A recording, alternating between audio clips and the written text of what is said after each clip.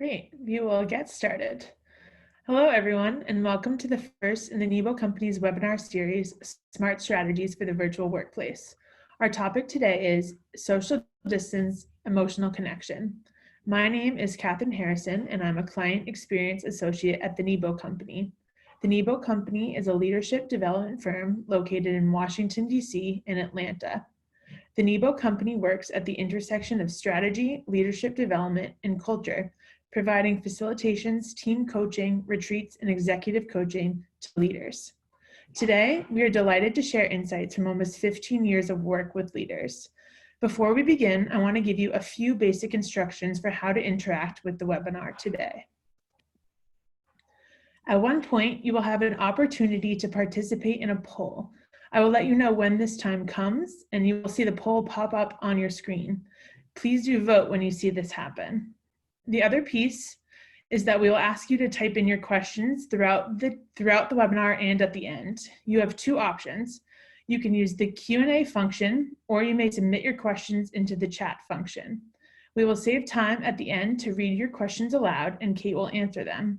If you have any questions during the duration of the webinar, you are free to submit them into the chat feature. If you have any questions throughout the webinar, feel free to send me a direct email. My email is charrison@nebocompany.com, or you can send me a private chat via the chat function. Tomorrow, you will be receiving both a recording of this webinar and the slide deck used today for you to refer back to.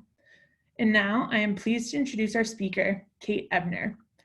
Kate Ebner is the CEO and founder of the Nebo Company and founding director of Georgetown University's Institute for Transformational Leadership, where she also serves on the faculty of the Transformational Leadership Program and has been a member of the Leadership Coaching Program. Kate served as the Chief People Officer at Kaiser Associates, an international strategy consulting firm.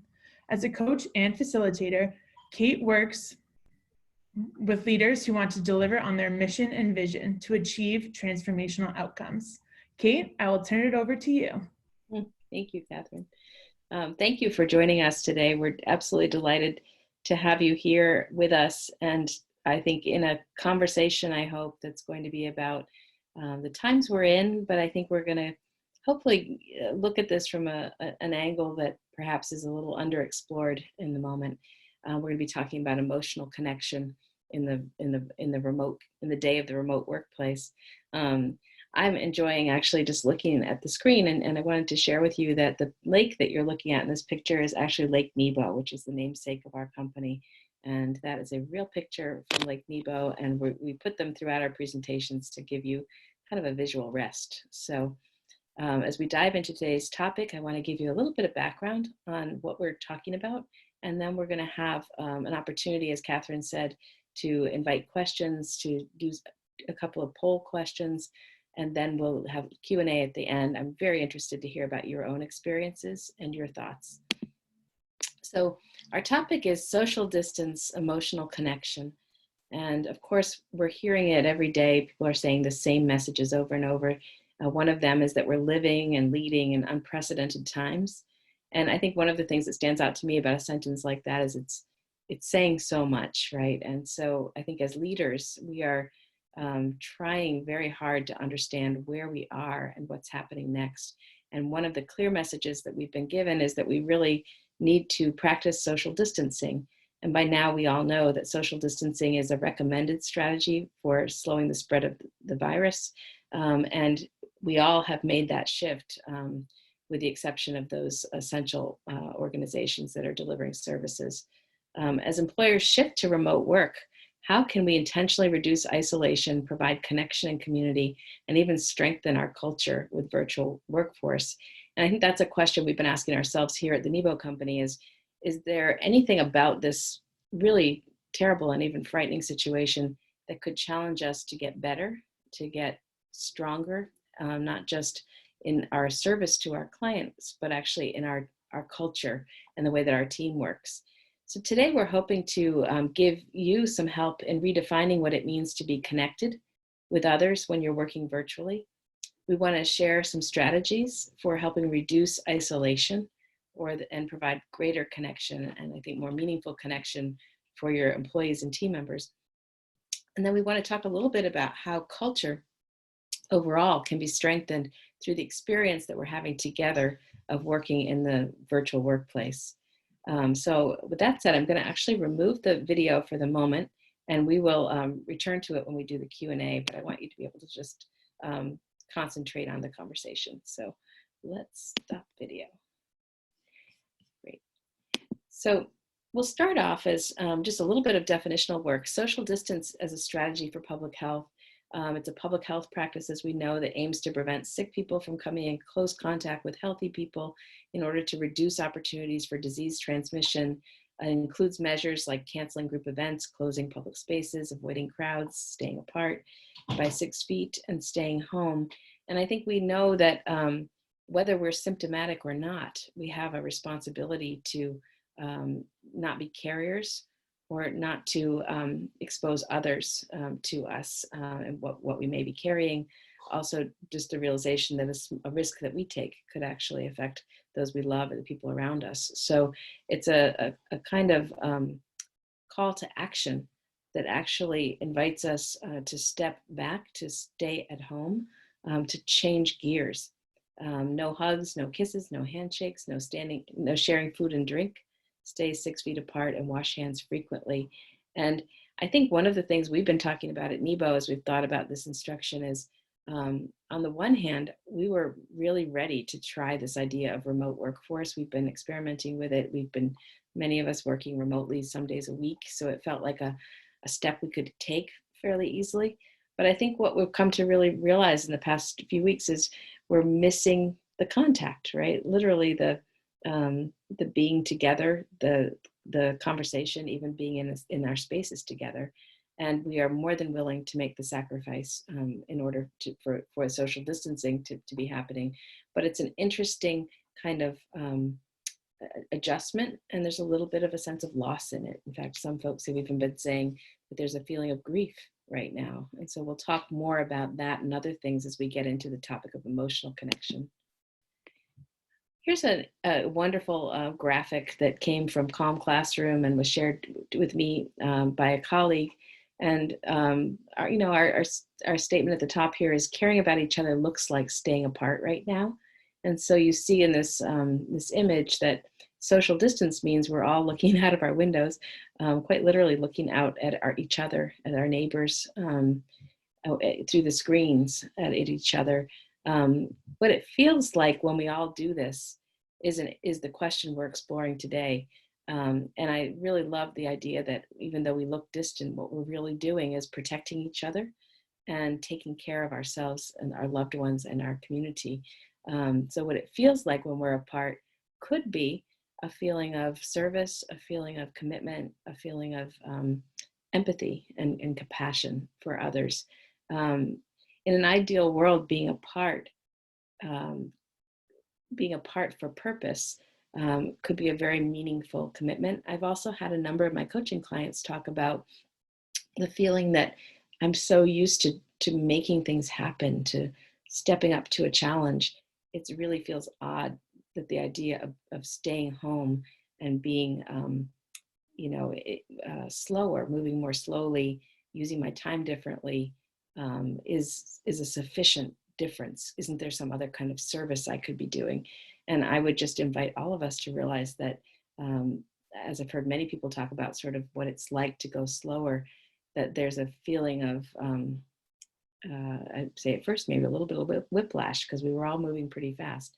But as we slow down and we start to get used to the new rhythms and the new cadences of remote work, we begin to think again about our connection with each other and whether or not all of the virtual mechanisms we're using to be meeting and looking, in meetings and conversations that move our businesses and our organizations forward, is that sufficient to give us the sense that we are still connected and still able to focus?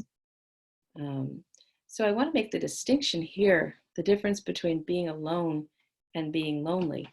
And the question that I pose is, does social distancing automatically diminish emotional connection? And I'll put that question to you and invite you to chat in the chat feature of your screen. If you aren't sure where it is, you can just find it by moving your cursor up to the top or bottom of your screen. You'll eventually see a chat. As your toolbar comes across, you'll see the chat option. I'd love to just hear your thoughts about whether social distancing automatically diminishes emotional connection or not. And Catherine, if you would share anything that comes, that would be great. We have one participant saying, no, it has deepened it for me. I live alone, but I've never felt more connected. Wonderful. Thank you. We'd be happy to have you add to that. Looks like we have a little more. Someone else has shared, I think it depends on the individual. Some of us are better on connecting than others. Mm-hmm. It's very true. A couple more. We have one person commenting on intentionality, sharing, being alone, solitude is intentional. Being lonely feels out of our control. Nice. And then one more person says, I think in certain situations, it makes you think about reaching out to those that you don't often talk to. That's right, it does. I've been hearing from people I haven't heard from in decades this week, who are thinking that way, actually. Nice, fresh reconnecting. Thank you. I'm going to keep going, but thank you for the chat, and we'll include that when we record this session and send it back out to those of you who participated. Being alone gives us time for reflection and attention to our inner lives, and it gives us a chance to appreciate what's present, in our lives, in our homes, in our relationships, in our refrigerators. It gives us a chance to stop and actually look at the life we're living and to pursue the life we're living in more creative ways. And even as I'm speaking to you, my 91-year-old neighbor has someone building a raised bed garden in his backyard so he can grow vegetables, since he can't get out to the store easily. And you see the creativity. People are doing all kinds of things that they might not do if they were enabled to just keep moving in the way we were. It gives you an appreciation, as I said, and through your choices of how you spend your hours, how you spend your time together, what you cook, how you hang out, right? There can be a sense of creative connection. And for those who live alone, I've also heard that, yes, this amount of face-to-face virtual connection is more connected than ever. We're doing a lot of things virtually. We're on the telephone with each other. There's a sense of conscious outreach. And I've even heard from people who have been working remotely for a long time, like, hey, it seems like everybody came to the party finally. There's not the feeling that you're away somewhere and everybody else is in another place. So there've been some really interesting thoughts and insights in my world this week about that. However, I want to also make the distinction that loneliness is the feeling of being forgotten, of being overlooked or cut off, maybe feeling frightened or anxious without anyone's reassurance or comfort, a feeling of loss or few choices. And I'd like you to think for a moment about people in your life. And, I think we all have different degrees of connection. So there may be people in your own life who are more connected and those who are less connected. And I think in this case of my father-in-law, who's 87 and is in a assisted living and can't see us, and nor we him. So that people who may be feeling lonelier because of the sense of isolation versus just privacy or retreat. And I think about is your home your haven right now, or are you restless inside it, feeling isolated like it's an island? Could be working either way. So as we consider this distinction, right, being alone versus being lonely, I imagine that each of us will feel both the benefits of being more alone and in a more intimate relationship with our lives, and also at times a feeling of loneliness or disconnection. I just want to acknowledge that it's not one or the other, it's probably both for all of us. Being together in the digital age takes us far beyond conference calls. We already know this. We've already been hanging out digitally side by side. This week we had 2 employees of the Nebo company who just did Google Hangout, and they worked side by side from different locations. That's very much what we see Gen Z doing a fair amount of. We have all kinds of technologies that allow us to be in touch casually, doing things side by side. We're also collaborating electronically using apps like Google Drive and Basecamp, Microsoft Teams, and even sharing our calendars in ways that allow us to understand where each other is, what we're doing, where we put something, how to find something, how to create something together. We're in face-to-face meetings on screen all the time. We use Zoom, we use Skype, we use Citrix GoToMeeting, we use BlueJeans, lots of other ones. And it's really interesting when you start to look at the suite of digital solutions that you have and ask yourself, what is each of these contributing to our experience right now? Which ones are the collaboration tools? Which ones are the meeting tools? And which ones are the informal kind of hangout connection tools? And you probably need more than one. Despite all of that, as human beings, we still crave quality time in person. We have more ways right now to be responsive, to stay in touch, and to show we care than ever before, which is really wonderful. For those of you who are digital natives, millennials and Generation Z, togetherness and technology are intertwined. I think of my daughter who, was studying with her cousin in New Jersey when she was in high school 5 years ago, using Google Hangout.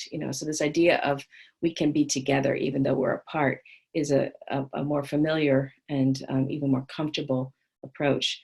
For those of us who are Gen X and baby boomers, the technology is more of a second language. We aren't the digital natives fluent in that digital way of relating. But we have learned this second language, or we are learning it right now. And it can be an enabler and sometimes a barrier for us, just because we feel the overwhelm or even the frustration of learning new technologies to stay caught up and to stay in touch. And so there's a wonderful enabling that's happened, and there's also an acknowledgement that we're having to learn a lot rapidly and be good at a number of things. I was saying to my husband last night, if I have to remember one more password, but we also have apps for remembering our passwords, right? So it's all out there.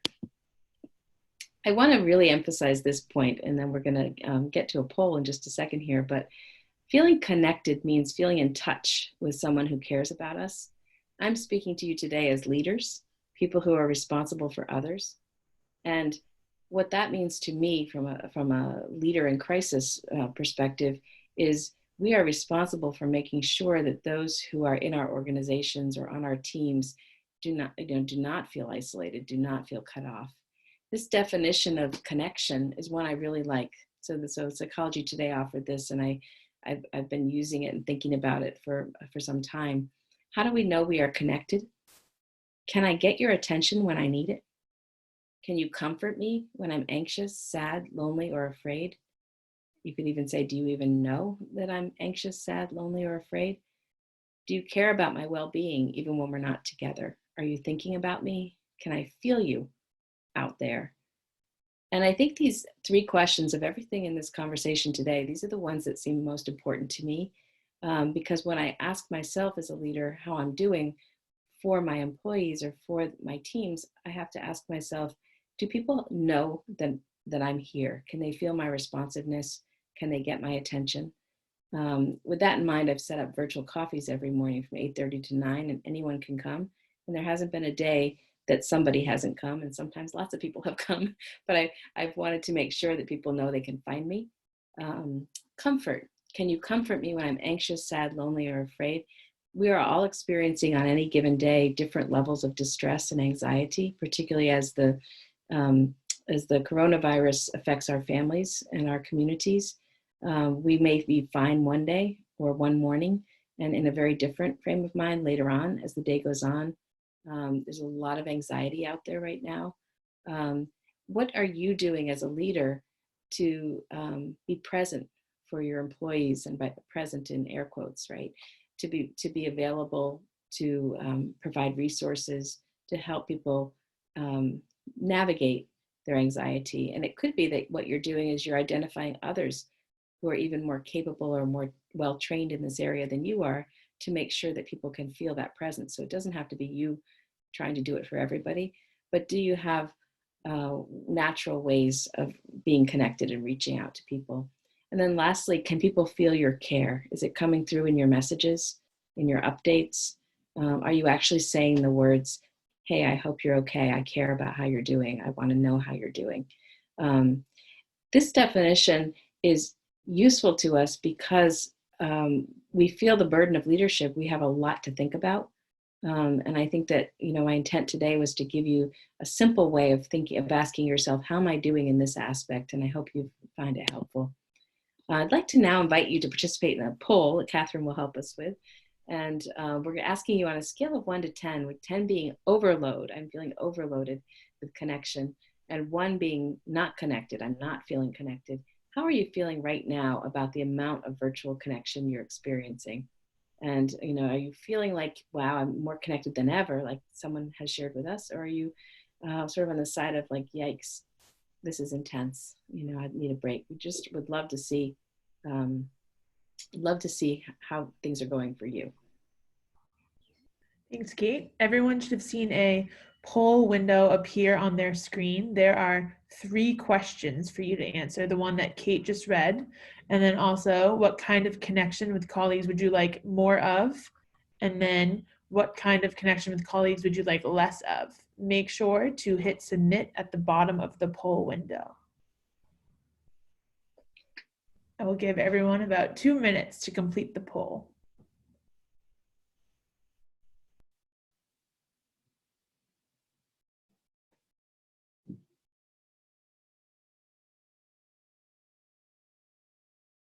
As you're taking time to think about that and give us your response, it's really interesting. I mean, last week, I think at NEBO, we were so gung-ho with our remote workforce effort, and we did some wonderful things. It was actually a lot of fun to come together in a variety of different ways.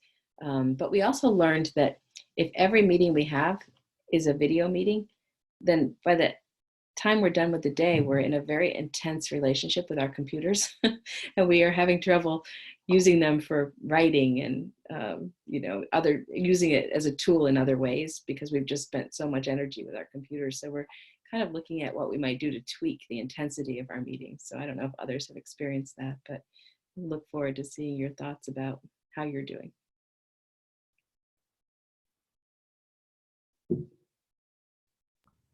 There are just a few more people to submit their answers, so we'll give them about 20 more seconds. Okay, thank you. And if you'd like to enhance what you're saying here with a chat, feel free. This is an interesting question.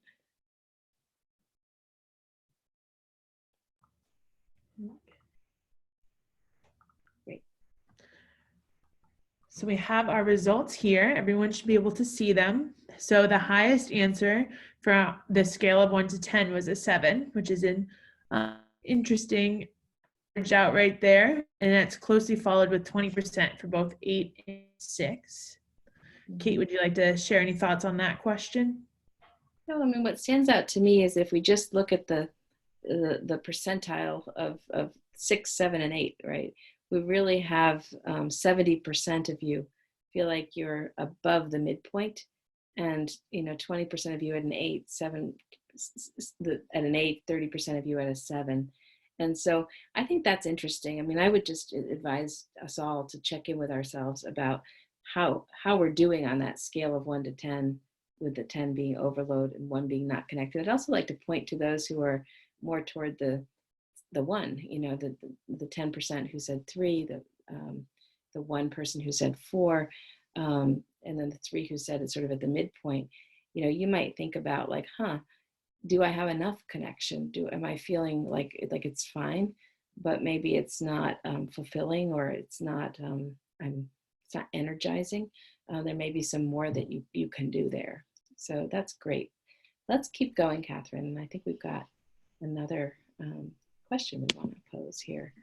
So the next question is, and these are the only 2 polls we're doing today, but we were curious to just hear from you about your own experience. So this poll is, what kind of connection with colleagues would you like more or less of right now? And when you think about of the kinds of connection you could have, we've actually identified a number of options for you. So Catherine, will you share that one with us? Maybe just a minute or so to take this one. Okay, so they answered this question as well at the I first shared the first poll. So our highest answer for what like more of was personal one-on-one conversations that are not business related, and that's closely followed. That was 7%. That was closely followed by fun open space rituals for coffees, happy hours, celebration lunches at 40%. And then the answer coming in third was collaboration sessions, brainstorming, problem triage, output creation. And then one thing I would like to note is that the answer of none of the above only received one vote at 3%. Okay, that's interesting. What was can you show us the result, Catherine, or did I just take that off our screen? I am sharing it. So if you can't see it, then I think you may have X'd out of it. Okay, I did. So hopefully others can. What about the one that relates to more structured meetings, more focus? What did we see on that one? More structured team meetings with focused agenda and outcomes received 17% of the vote. Okay, interesting. Great. So what stands out to me as I'm taking this in is that it's very consistent with what we're hearing more broadly. People are really valuing the open space and the more spontaneous conversations. It seems like if all we did was go from focused structured meeting to focused structured meeting, we would be really fatigued and depleted. And so there's a lot of appreciation of some of the more informal connections, and also have heard that too much of those informal connections, those spontaneous things, can feel like, oh, here we are again, you know, not much has happened since yesterday, you know. So I think finding the balance is something we'll talk a little bit more about right now. Do we have any chats, Catherine, that you want to share? No, but I can share the results for what do you want to see less of, with our highest answer for that one actually being none of the above at 57%. And that is followed by structured team meetings with focused agenda and outcomes at 17%. Yeah. And then coming in third for that is all staff meetings to keep everyone informed and well guided. Yeah, good. I think what's important for us as leaders is to really realize that as much as people want to be informed and they want good information and they want those structured focused meetings, they also are needing and wanting something else that's more personal, more what's the word I wanted to say, unsculptured, but unscripted, I guess is the word I'm looking for, and that allows for a more fluid and caring exchange. So again, ask yourself, how am I doing with that? Am I like really busy getting my head down on our sort of our focused planning and our triaging? Am I doing enough of that spontaneous checkpoint? And I will acknowledge that it's hard right now for us. It's very hard to find the answers we're looking for and to really drive enough focus in a virtual and remote environment. So just having those focused meetings is one achievement. Important point is that's not enough. There's also a need for a more human kind of outreach that doesn't feel like it's all business. So we'll keep going. The need for emotional connection is part of our human condition. It is quite normal and part of being human to feel at times emotionally deserted, rejected, or abandoned. And this sparks physical and emotional pain and even panic. And we think about how might this coronavirus epidemic trigger the feeling of being deserted or abandoned in folks, and how might that actually lead to anxiety or a loss of ability to focus or to be productive for the organization, right? So it's really interesting to see that this is absolutely part of our need as human beings, is to feel that connection. All that is to say, offering ways to connect is not a nice to have, it's actually a have to have for us as leaders. We do pull each other into loops and spirals of connection and also disconnection. And I think it's really interesting in this virtual environment that we're sort of reading the tea leaves a lot, like, oh, I thought I was on that committee, but they met without me. What does that mean? I guess I'm not part of that, you know? Or oh, good, here's an opportunity to join up or to volunteer, I'll do it, right? So I'd love to just have you think for a moment about who's helping you stay connected and who do you wish would reach out. I heard yesterday from a client who said, I just wish our leader, our CEO, would actually communicate more about what he's thinking, because we're getting all these what to do, but I would really appreciate a little bit more of what he's thinking and feeling, right? So there may be something that people are really looking for from you. Who can you reach out to? Emotional balance, calm, and happiness are the rewards of connection, right? And that calm, that balance is also the conditions for optimal performance at work, right? We all hit that panic button at times. The key is to notice when it's happening and just take responsibility on a personal level for not just staying there. Or if you're finding yourself returning to that place quite a lot, that might be a real reason to reach out for some perspective or some support from somebody else. The way that we're feeling tells us what we need if we're willing to use it as a guide. So I'd like to invite you during this time especially, but as leaders, this is a good practice, to really pay attention almost hourly. How am I doing? What do I need? I'm feeling anxious. What is that anxiety? I'm feeling stressed. I'm feeling annoyed. Right? What's really behind that? It requires you to do something that feels counterintuitive right now, which is slow down and pause and check in with yourself and allow yourself to settle. And you'll see lots of great resources right now about mindfulness and about taking a break and about giving yourself pause practices so that you're able to stay as a leader in a creative, not a reactive mode. This is very, very challenging for us right now in a world where we don't have a lot of answers and we don't know exactly how what's happening is going to affect our organizations, our families, ourselves, right? So this really is an essential piece. Two parts. One is your people need to feel you. The other is that you also need to know how you're doing and source that. And leading virtually is still leading. We're noticing you. We're reading your face and your tone. We're observing your intensity, even virtually. Remember to take care of yourself. This is really an important priority. I think it would be really nice to just see how you're doing right now. And if in the chat box, if you're willing to just name some of the emotions you've been feeling this week, just put in, a word, like you could say, creative, feeling inspired, feeling stressed, feeling anxious, feeling frightened. We'd love to just develop kind of a list of emotions. So go ahead with the chat feature and give us a little bit of a reading of how you're doing. And I think that's probably going to be interesting for all of us because we're all benefiting from some perspective from others. We have people sharing the word exhausted, another person sharing worried, grieving. I have friends struggling with non-COVID health issues and I can't be there for them in real time. Yeah. Other people are saying accepting, hard to focus. Mm-hmm. I like this, better today. Good. Overwhelmed, flexible. Yeah. Yeah. Good. Inspired, gratified, frustrated, rushed, overloaded. Yeah. It's all true, isn't it? And I think we have these incredible ups and downs as we do this. I know that for me personally, I think Monday seemed like a difficult day. And Tuesday, a lot of things shifted and the sun kind of came out for me. By Wednesday, things that I was excited about the day before seemed like yesterday's news and some new things had come. So I think there's a roller coaster that we're all on. And I think this idea that we have to take care of ourselves, that people are reading us, is really important to remember.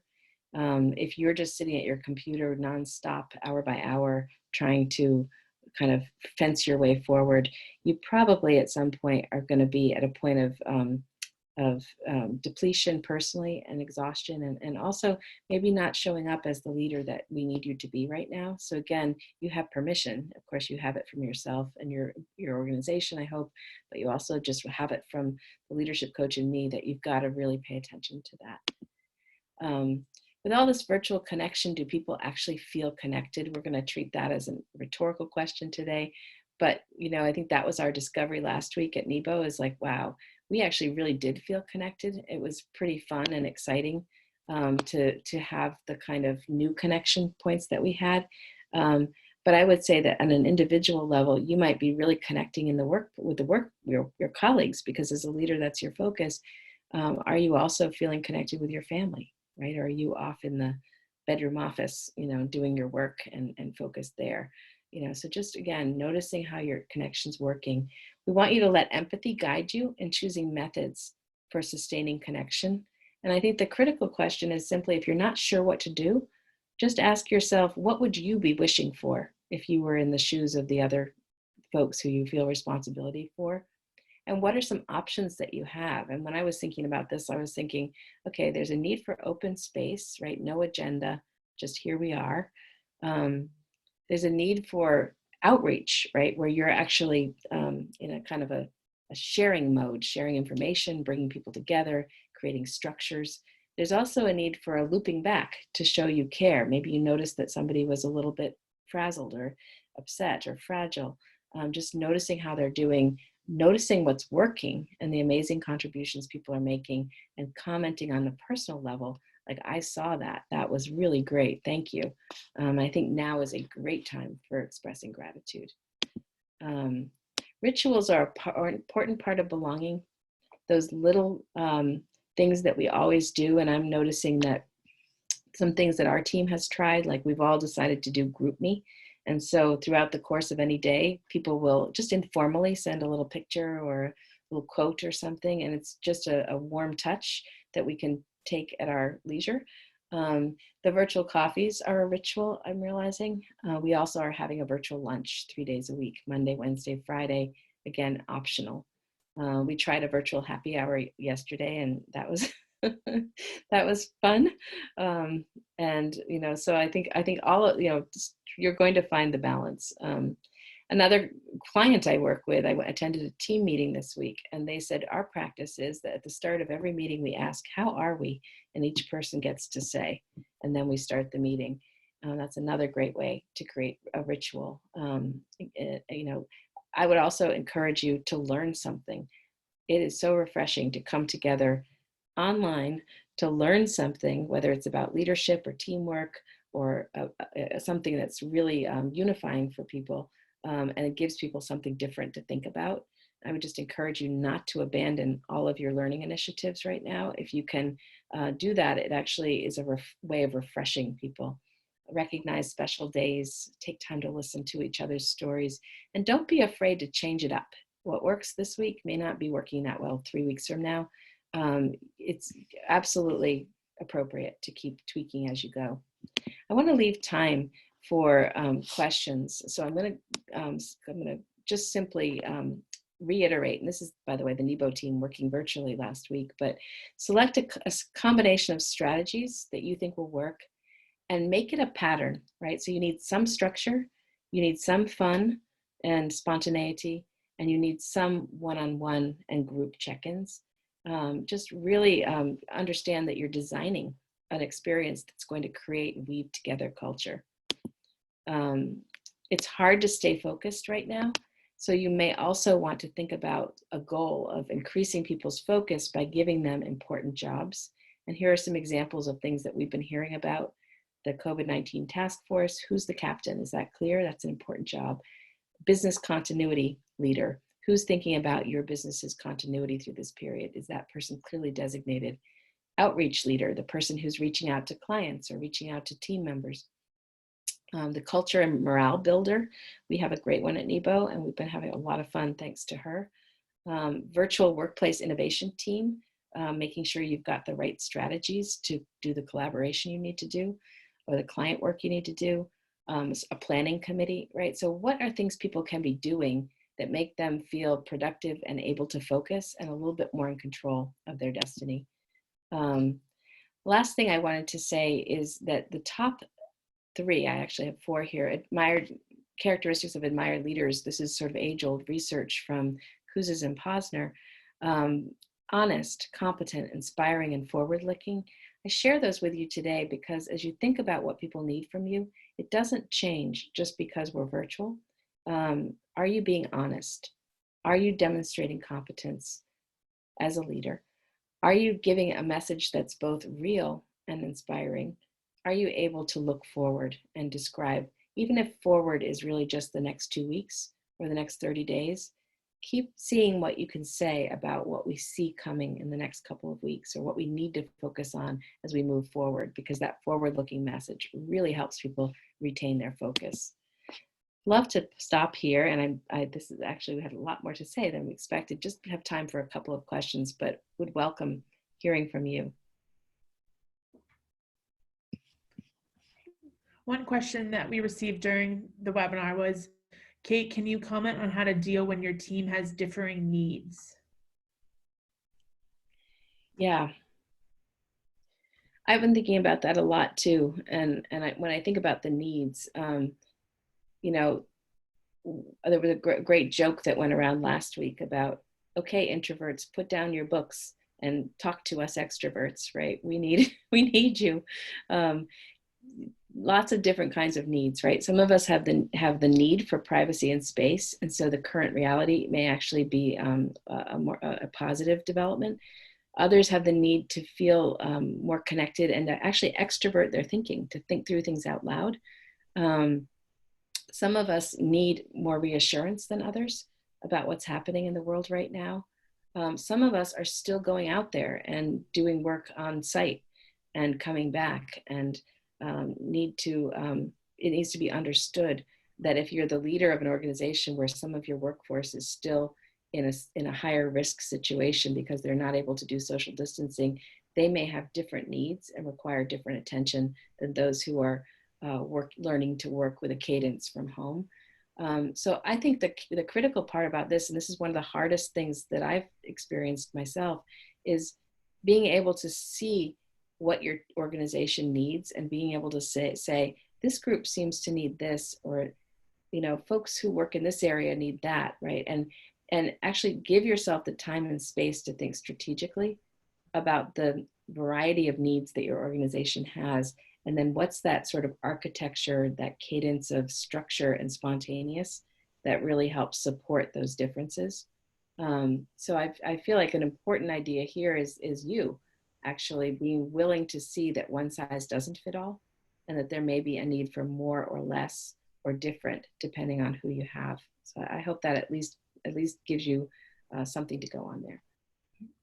This isn't a question, but someone from the crowd has agreeing with you, saying we introverts love the space and also love the connections with coworkers in a deeper way too. That's exactly right.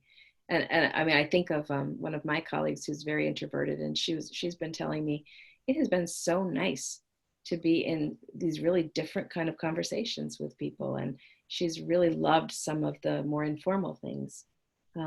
I've had a thought too about affinity groups, right? So working parents might really love to have an informal, spontaneous, chat about what they're challenged by. And we're certainly hearing that the craziness of young families trying to work with both parents home, trying to work and, take care of the children and new schedules and so on. Like that would be a really worthy virtual conversation for people who are in the same boat. And can share strategies, and I think there are lots of others of us who would benefit from some peer-to-peer kind of conversation. So that's another thought that might be helpful. One other question that came in is, what advice do you have for staying in touch with your direct reports, but not feeling like you're overwhelming them? Yeah, that's really a good point. I would say you have two kind of ways you can go that come to my mind. One is to create structure. Like, why don't we do like a 30-minute touch base every 2 weeks, and just not talk about how you're doing, how I'm doing. Like, let's do that. Then it's reliable. We can count on it. We don't have to be constantly trying to do it in another way. The other would be to just almost do rounds. Like, okay, at the end of every week, I'm just going to write a personal note to each of my direct reports and say, I saw you accomplishing this or focused on that, or I know that you're worried about your elderly parent. I just want you to know I'm thinking about you, right? And it could even be that you do a combination. But I think, again, noticing the benefit of the light touch, right? That's maybe not in a regular pattern, but allows for acknowledgement. I go back to that definition of what it feels like to be connected, right? Can I access you when I need you? Can you comfort me? And can I feel your care for me even when we're not together? And I would just go back to those 3 criteria and ask yourself, with regard to your direct reports, what does each of them need? And it could actually be different, as we were just saying, but there may be some way that you, for your own sake, need to create a little bit of structure just to make sure that people can feel you. So I know we're over on our time, and I would love to stay on and continue our conversation, but we do have a few more things we're offering that might be of interest. We have a great blog post that's up on our website by our Vice President, Erin Gregg, about strategies for leading a virtual team. Erin's been virtual with NEBO for more than 12 years, and she's got lots to say and great advice. We also have a really fun thing we're doing called Spring Tonic. And for 6 weeks, we're doing a daily piece of encouragement in your inbox. We hope that it feels like the welcome, positive encouragement you need. We will end, we're not going to spam you forever, but this has been really fun. We've had a lot of great feedback about the chance to just have a quote or literally a reflection. This morning we sent out a very short video clip for a centering exercise. So if you'd like to sign up, you can just contact us at info@nebocompany.com. We also have our monthly newsletter, Lead From Within, and we're glad to have you sign on for that too. It only comes once a month. We try to make it full of useful perspective and content and resources. We have more coming for you. More in this free series. This next one is next week, Scaffolding the New Virtual Workplace. What does it mean to actually construct this workplace, and what are those cadences and structures that create a positive, productive experience for people? So then we'll do Chief Resilience Officer, i.e. you, and I'll be back again with you for that one. And then finally, our 4th one will be led by Steve Kullback, who's a Vice President at NEBO. He'll be really walking us through an insider's guide to what leadership means in uncertain times. And particularly we're interested in, of all the theories and all the things you've learned over all these years you've been focused on this yourself as someone who's leading, which are the best resources right now? And maybe like get kind of cutting to the chase about what might really help you. So I hope you'll consider joining us again. It means a lot to have you in our community, and I'm grateful for your ideas and your participation today. And thank you, Catherine, for your hosting of our series today. Thanks, Kate, for all this helpful and really relevant information. And thank you all for coming today. And we look forward to connecting with you over the next few weeks.